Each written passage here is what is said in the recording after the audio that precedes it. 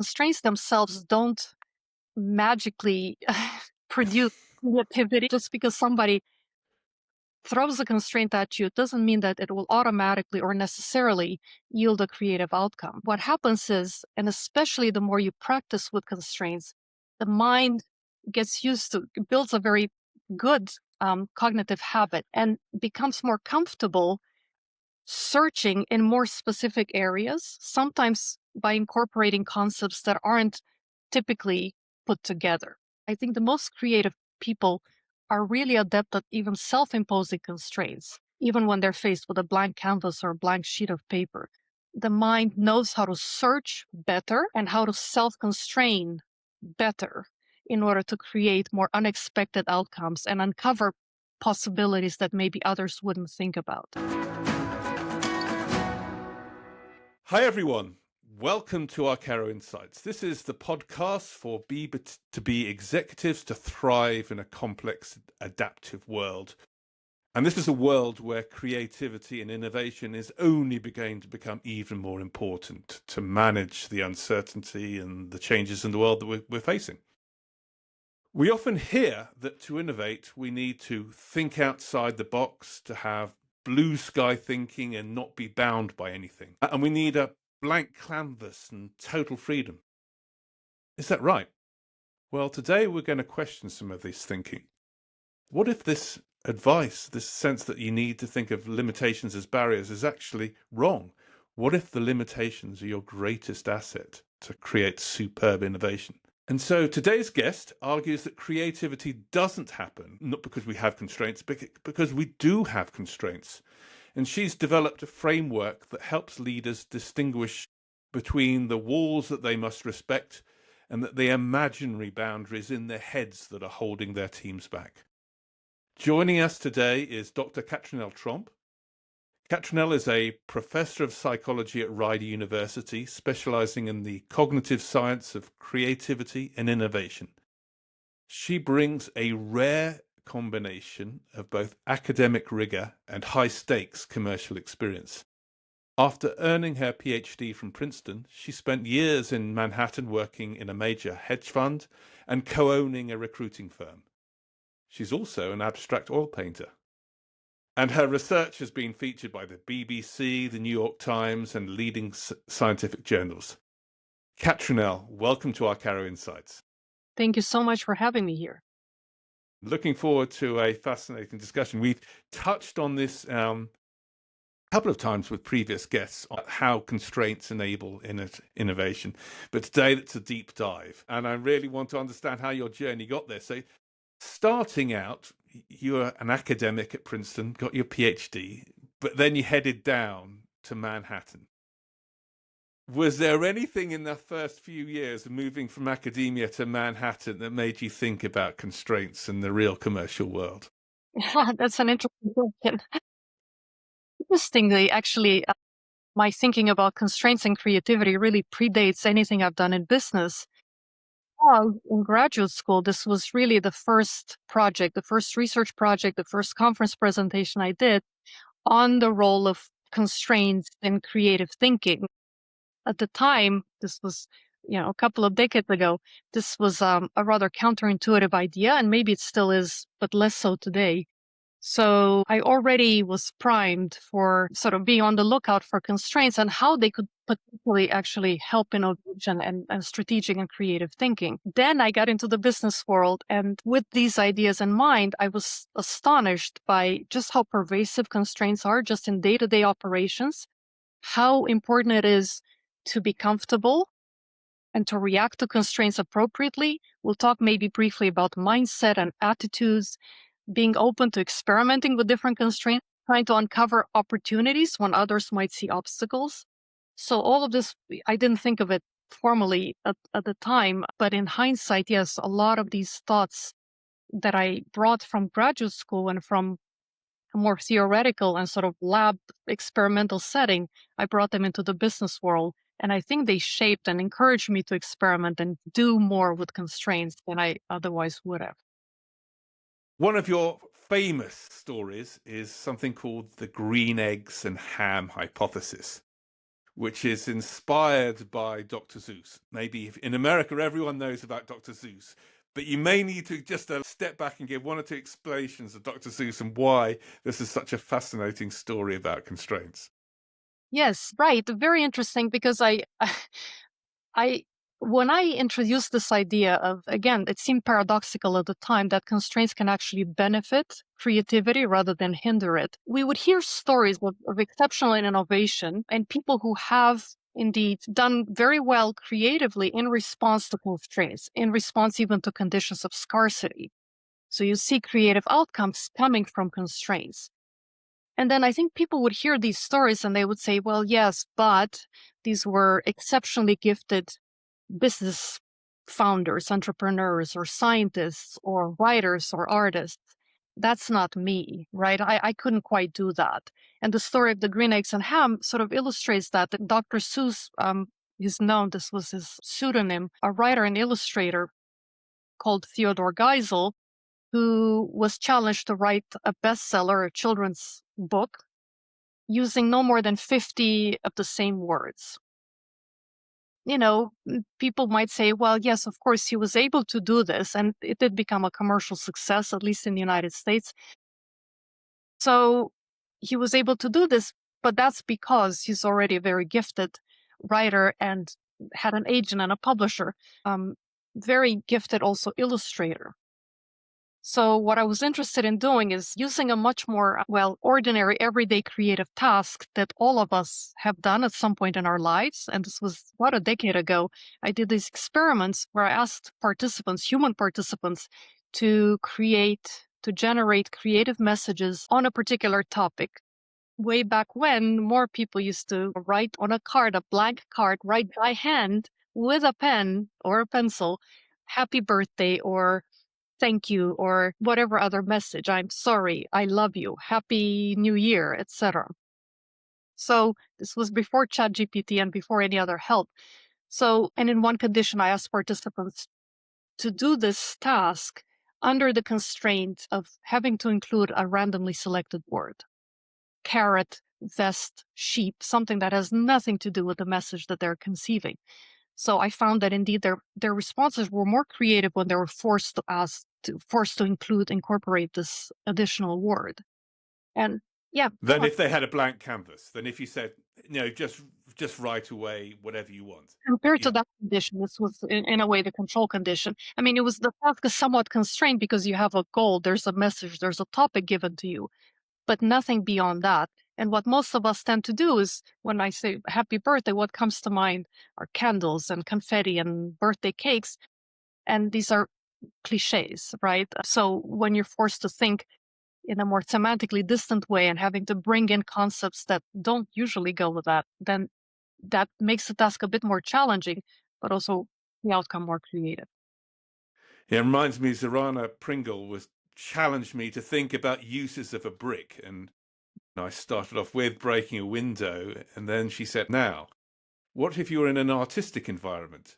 And of course, ideas flooded through about painting it, using it as paint, changing the surface of things. And it is absolutely, I felt that burst of creativity by having just felt to me a random idea added to me. And it's remarkable how it happens, right? And it is counterintuitive because in a way you're narrowing down the search space to a particular domain or an area. And you're thinking, how can I use the brick in a school or in a bedroom or in a particular domain in cooking? And then you can think of more ideas than if you have, a blue sky type ideation. So, cognitively, what's happening to the brain when we do this addition of a constraint beyond the blue sky thinking? Well, very, very important question. I'm glad you're asking it. I want to point out that constraints themselves don't magically produce creativity. So just because somebody throws a constraint at you, it doesn't mean that it will automatically or necessarily yield a creative outcome. What happens is, and especially the more you practice with constraints, the mind gets used to, builds a very good cognitive habit and becomes more comfortable searching in more specific areas, sometimes by incorporating concepts that aren't typically put together.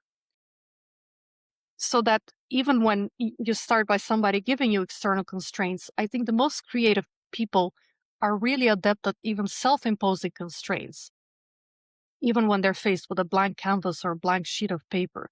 So the mind knows how to search better and how to self-constrain better in order to create more unexpected outcomes and uncover possibilities that maybe others wouldn't think about. So I'm just thinking about that simply. I just imagine the brain as synapses and making connections. And what I'm hearing from you is just forcing more connections in a more localized space or something like that. This mental model. That's right. Yeah. So there are many ways to think about it in terms of semantic distance. You can then play and design different constraints to best suit that, whatever the task might be. So if a concept is more semantically distant, like farther away, and two concepts don't normally go together, then you're forced, like in fusion cuisine, two things that you wouldn't normally, two cultures that you think are really different. It's more challenging to find commonalities and bring them together. But once you do, you really do hit the jackpot. If You got some novel food as a result of just unexpected. Fascinating. unexpected and also quite good. And it's no guarantee that it will happen. But I think this is why my emphasis is encouraging people to really play around with and experiment and practice with different constraints. You build that skill so that you're really good at it and you persist beyond the cliches, beyond what most people would, beyond what first pops into our minds, which are just regular associations. Yeah.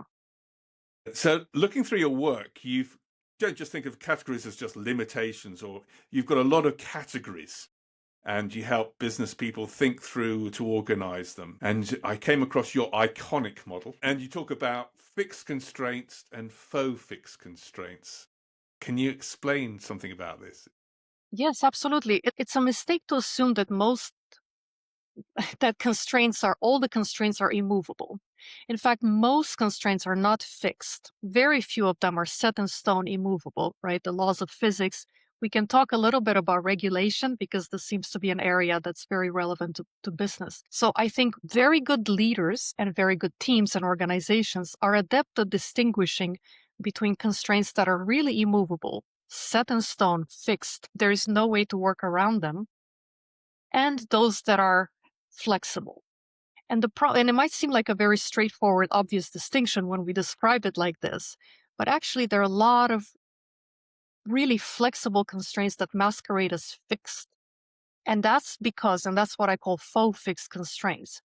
It really is because this is the way we've been doing things for a long time. There are assumptions that are embedded in there that make it appear as if there is no other way. This is really a fixed constraint. More often than not, that is really just not the case.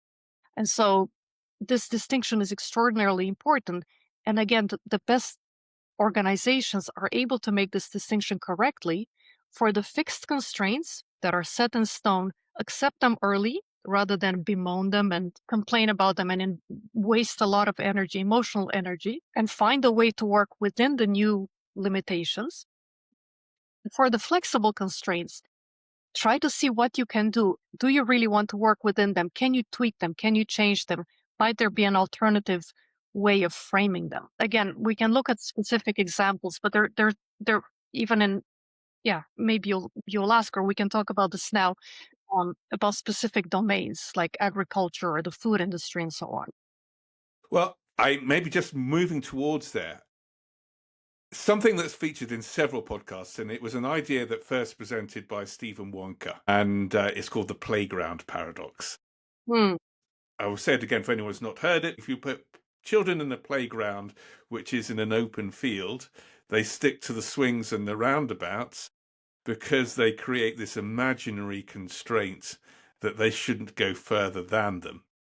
But if you put a fence 20 meters out around the swings and roundabouts, that constraint, I'm in your language, this goes from a faux fixed to a fixed, I'm thinking. that's right. And now they have got more space because it's become clarified where the boundaries are in the situation. Exactly. And even for exactly right. So, and we can apply it really across domains, really for for day-to-day problem solving for children and how they approach play to businesses and science and so on. So really establishing what the parameters are, questioning some assumptions that may appear to be fixed but are actually not is really, really important. And even for regulations, I think that's a really interesting example and category. There's regulation and there's the interpretation of regulation. And what are core assumptions that we might think are embedded in it that are actually not? Yeah, No, totally right. If you've just had a third-party reading of the legislation, you just assume that to be true for without sure. reading it VUCA. So what techniques do you advise business leaders or facilitators when teams are trying to solve problems to differentiate between fixed and faux fixed and spend their time most effectively on challenging the faux fixed? I think I have made the argument that leaders in general, the best leaders are the ones who are effective at constraint management and then constraint leveraging. So making the distinction early and having the experience, really, we come back to this idea of practice. One really should just practice, embed constraints in everyday organizational operations, really. So the more you build that creative muscle, creativity under constraints, the easier it becomes proactively, the easier it becomes to then, um, to then respond to externally imposed constraints of the regulatory type that might seem to come out of nowhere and over which that might be fixed. So I think distinct first practice, just practice with all sorts of constraints willingly and proactively before a crisis happens, before a new regulation is imposed, which one has to react. And then encourage the organization, kind of model this constraint fluency, encourage all the organization, not just the leadership, everyone in the organization to develop this comfort with different constraints. The distinction, I think, is important. And I'll give you an example from agriculture that doesn't include regulation this time. Water scarcity.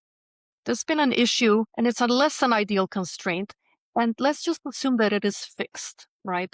There's not enough water. There are drought conditions for one reason or another. And we have seen so many examples of innovation and as a direct result of this natural resource scarcity, drip irrigation, where traditional irrigation fails. People have thought, how can we have more precise methods of delivering water to the plants in the form of drip irrigation? We know that tomato plants can actually yield a much more intense, smaller fruit, but also more intensely flavored because their roots go down deeper, right? And then they extract the smaller fruit, much more high end, maybe highly priced.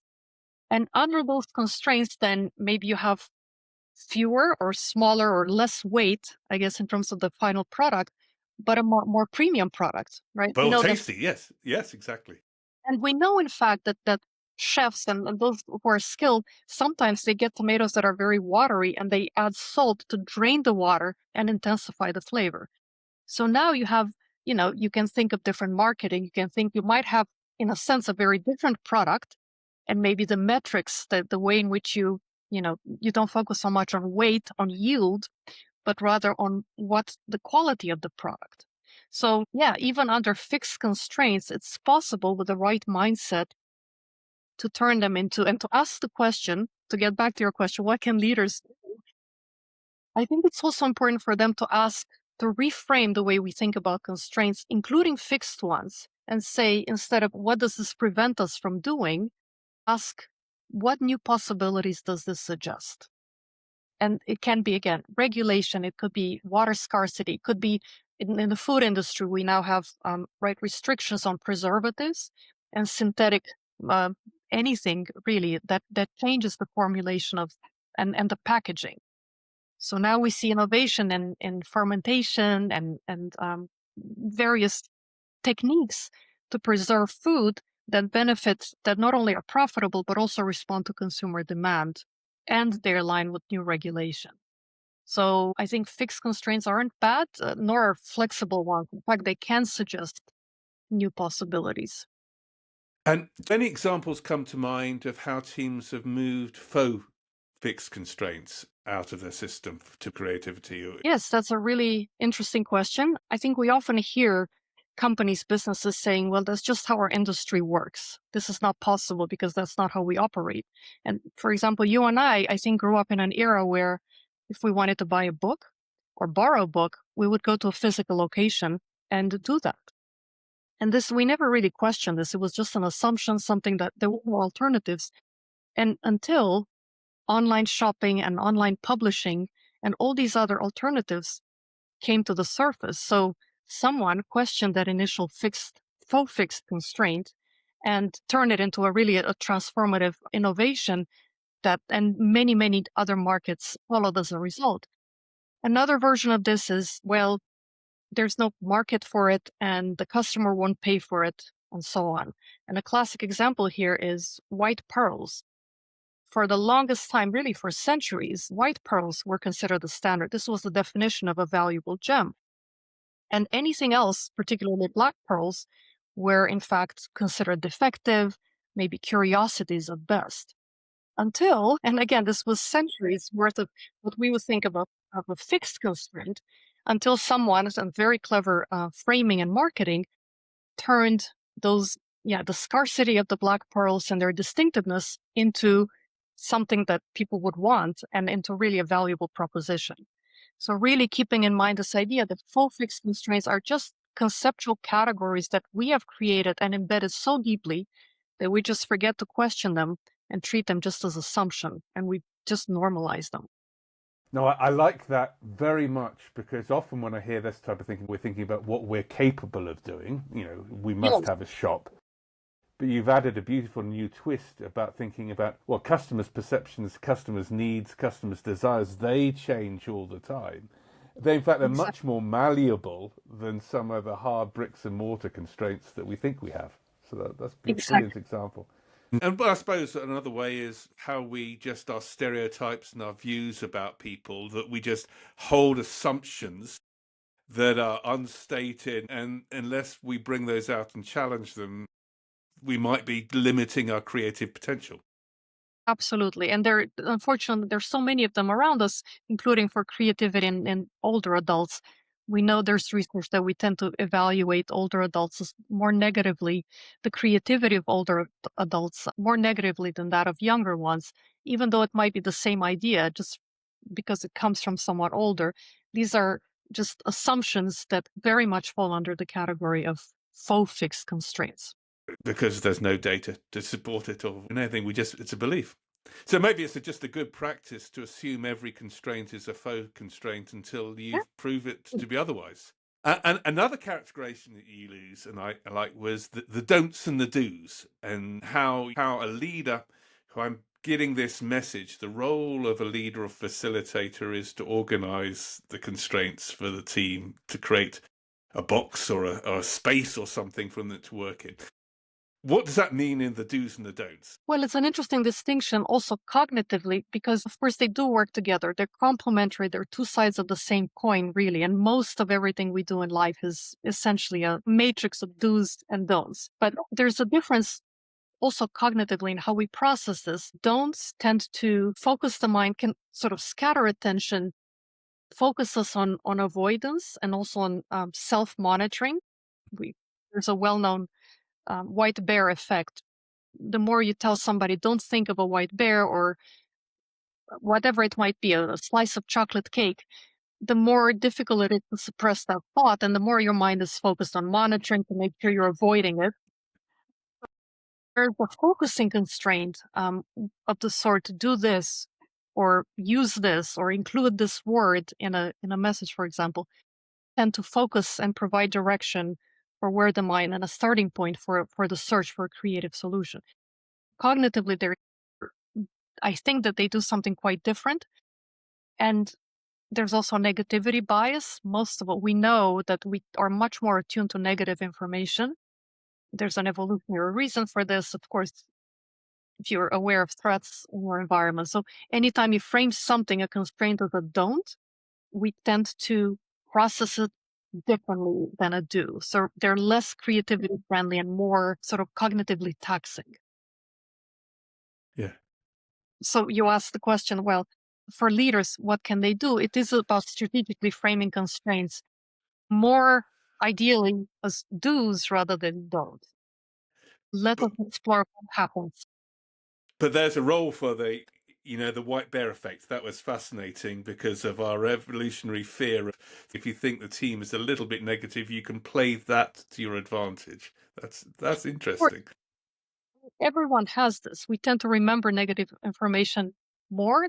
So how do we play it to our advantage also for creativity rather than just explain, why people have the bias and so on?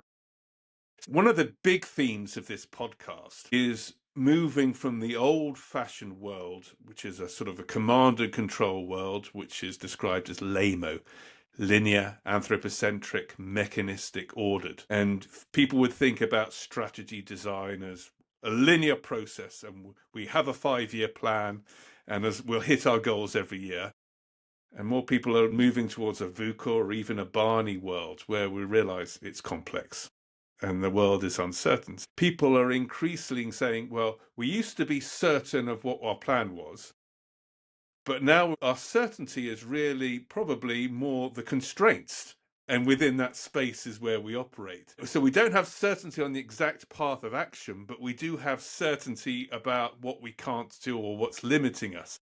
And the phrase is enabling constraints is becoming very popular in the literature. I wonder if you could talk to that a bit. Well, yes, some people do talk about enabling constraints. It's phrase, and I think I would say it's almost almost treason where, of course, constraints are enabling in my theory and my model. So I would say change management, change is the name of the game. Of course, that's what in a increasingly and rapidly changing environment, I think the best thing we can do is just train for change and train and understand, build the skill of leveraging and managing constraints. And so once we do this routinely and proactively and willingly, just playing around and experimenting with different ones, when change does happen externally, it's just another opportunity to innovate, right? It's business as usual rather than goodness, we're freezing. What should we do now? So that absolutely. Another technique that I hear you talk about is foraging and cycling. In other words, there's this tension between do I have enough constraints to work with, or is it time to actually find some more of these constraints which can enable the process? What would you suggest about working on that? It's interesting. With my colleague, Kelsey Medeiros, we talk about what's called a constraint ecosystem. And all our organizations operate in teams within this ecosystem of constraints because they come from different sources. That each of us bring our own perspective or knowledge, which does constrain the way we frame a problem, the way we conceive solutions. And then there are constraints that are organizational, regulatory, cultural, societal, the zeitgeist, economic conditions, and so on. So all of this constrains how we approach a problem and how we approach innovation, at a specific domain as well. So it's very difficult to find that Goldilocks zone, that sweet spot, not too constrained, not too much. And in fact, I would say, again, it might seem more radical, but it's a more satisfying answer. I think the more constraints, the better. If we train the mind, let us add more tightly constrained and see what we can squeeze, what innovation these very tightly constrained conditions suggest. That preparation then sets us off in a good direction, even when constraints get loosened. So my view is to be much more aggressive and say, instead of removing and adding constraints, that is indeed what happens in the problem solving process, it's sort of accordion metaphor. Sometimes we have to, but it's much harder to teach and to train people to do that. That comes with a lot of experience, years, decades of it, to develop that intuitive feel for when we should add more and fewer. I think most people, what they need is just comfort with working with more constraints rather than fewer. Well, because it leads into the next question I've got. We've spoken a lot, I would call, about pretty explicit constraints. Not enough money, not enough people, not enough time, not enough regulatory resources, or too much regulatory, or something that we call tangible constraints. But the reality, there's a lot of sort of what I call hidden constraints that people are uncomfortable about sharing or aren't so visible, like people's fear of taking action, politics in the group, hierarchy, psychological safety. What would you say about adding these to your list of constraints or working with them in a problem-solving situation? What a great question in so many ways, because these are excellent examples of very common, what I would call faux fixed constraints, again, that are often overlooked, especially at the organizational level. So exactly the sort that you mentioned.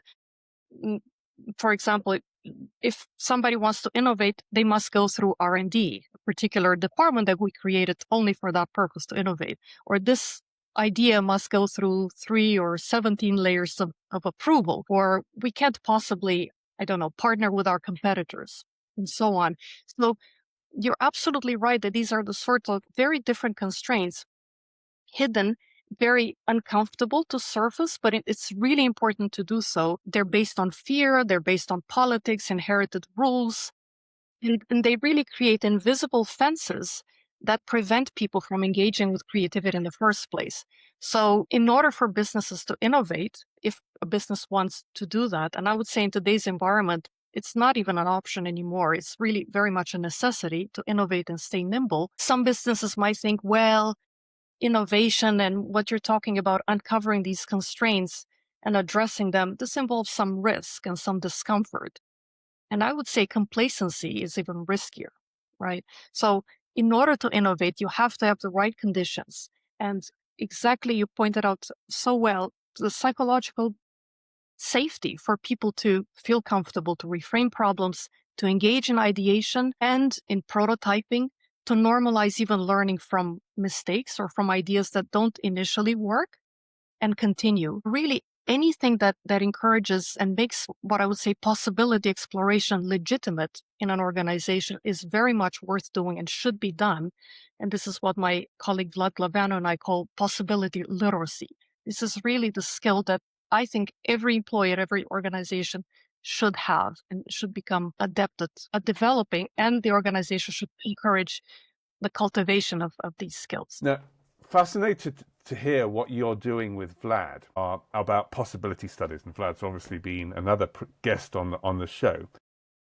It does tie in as I hear what you're saying about these constraints that we have, these faux constraints, about another guest called Scott Anthony when he was talking about his book Epic Disruptions. The most famous disruption story is, of course, that of Nucor and Bethlehem Steel, where a smaller company came to take out Bethlehem Steel. But Scott tells the story not from the perspective of Nucor, as most authors do, but from the perspective of Bethlehem Steel. And he talks about the 3 ghosts of Bethlehem Steel, which is their past constraints, their perceived current constraints, and their perceived future constraints as an organization, which means that they could see Nucor coming at them.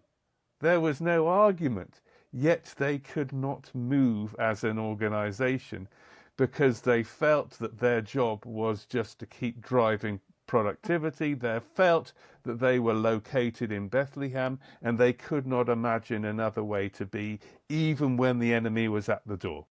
That's right. What a great story. I wasn't aware of this other perspective. It's exactly it. So if anybody ever questions the need to innovate and create and stay nimble, well, remember stories like these. Great. And coming back to the playground paradox and the need to break those perceived barriers and create the psychological safety up front early on. You talked a lot about practice. And you've got something I found fascinating called the carryover effect. So that this actually lasts with people. Can you tell me more about that? Right. So this was also a finding from a series of experiments I did, where not only were people more creative under a constrained condition, but that effect lasted even after the constraints were removed. And this, I would love to see much more data and more replication of this effect. But I think it's something that we see in the real world more often than not.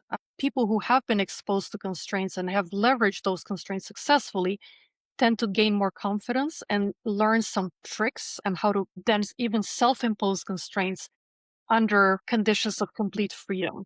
So, for example, in writing and in art, we know that there are people who are creating limitations within which they can then, create and explore new possibilities. Writers who go to a particular location, add a lot of detail, and then build around it. And now in design thinking, for example, in businesses who explore what do the customers want and then have that as a starting point for innovation. The constraint of the customer need is fabulous and often far too much ignored. But the technology thing is interesting. Zorana mentioned this idea of professional photographers. In the age of digital photography and all these wonderful innovations that Canon and Sony now give us of mirrorless cameras and the like, decided to go back to old-fashioned analog cameras, as I call them, with film and impose a constraint to make them more creative. Which Exactly is right. Yeah. bringing me to the elephant in the room that I'm immediately thinking about now is AI. Because Mm. you talked about writing, and any creative generative thing has suddenly become so much easier for us to do as human people. We can say, oh, well, and I got an email to write and get Claude to go and do it for me. Mm. That's right. But it's an excellent point. And this is where I would argue that even this booming new area of prompt design, right? Prompting engineering is essentially now a mastery of constraints. You can't just tell Claude or ChatGPT, give me an email, because they will give you an email, but it doesn't reflect exactly what you had in mind. It doesn't capture the parameters, the tone, the specific humor you might add, and so on. So I think, yes, there are many more possibilities that AI can present to us, and much faster than we could produce them. On the other hand, I mean, the humans are ultimately, in this context too, like I guess, masters, the architects of constraints, right? We have to impose limits, and both of the exclusive sort, do not do this, do not include these words or these concepts, for example, and also a direction. Do this, focus on this, use a particular way of framing it, and so on. So I think, humans, sure, technology does allow us to do far more and faster, more efficiently, but without the human input, and I would say again, for constraints, it's not that useful nor that creative. Exactly what Scott Anthony said. The right way is the hard way. Invest time on the constraints.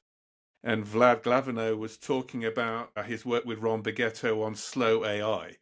In as much as, whilst it's tempting to get the quick answer, we can be human creative and excel, but we have to learn to work with this tool much more than just taking the first thing that comes out to really make ourselves get the human element with the tool. So No, I was going to say that Vlad Glavano is also a collaborator, wonderful one.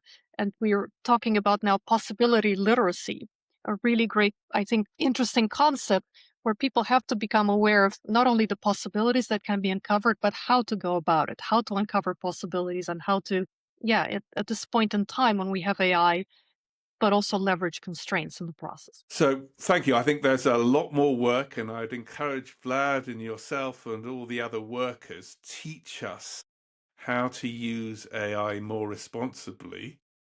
And the paradox that I think many people have realized, if we can make ourselves more human and excel our human creative skills if we learn how to work with these tools. Exactly. Yeah. Exactly. Brilliant. So, Catrinel, thank you for helping us see the fences in our business. It's not as cages, but as opportunities to create. It's been a great discussion.